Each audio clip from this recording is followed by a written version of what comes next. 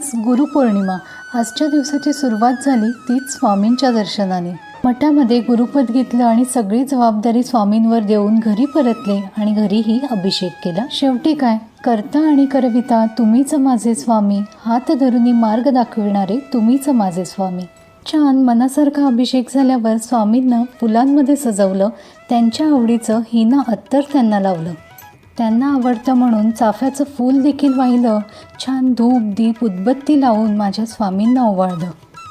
मनोभावे त्यांना नमस्कार केला, मुजरा केला आणि स्वयंपाकाला लागले. कुठल्याही नैवेद्याची सुरुवात ही गोडानेच करावी ही आईची शिकवण. त्यामुळे पहिला गुळाचा शिरा केला. स्वामींसाठी शिरा करताना मी नेहमी त्यामध्ये चमचाभर बेसन घालते आणि मग नेहमीसारखा शिरा करते. मस्त असा शिरा करून झाल्यावर घेवड्याची भाजी केली. आज नैवेद्याचा स्वयंपाक, त्यामुळे कांदा लसूण अजिबातच नाही. गूळ, गोडा मसाला, खोबरं, कोथिंबीर पेरून केलेली ही अगदी सात्विक अशी घेवड्याची भाजी. मठामध्ये प्रसाद म्हणून नारळ मिळाला होता. मस्त असा खवणून घेतला आणि पटकन एका वाटीचे फक्त मोदक करून घेतले. एकीकडे वरण भाताचा कुकरसुद्धा झाला होता. शिजवून घेतलेली तुरीची डाळ छान घुसळून घेतली आणि चवीप्रमाणे मीठ, गूळ घातला आणि छान असा कड काढून घेतला.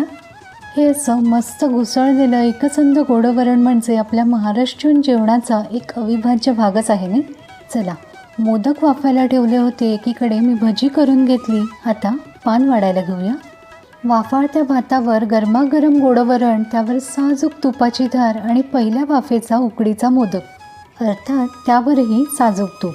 आणि नैवेद्याचं पान आहे म्हणून तुळशीपत्र हे हवंच. अगदी मनोभावे केलेला हा नैवेद्य स्वामींपुढे ठेवला आणि स्वामी पानावर बसा अशी विनवणी केली. गुरुपौर्णिमेच्या तुम्हा सर्वांना खूप खूप शुभेच्छा. धन्यवाद.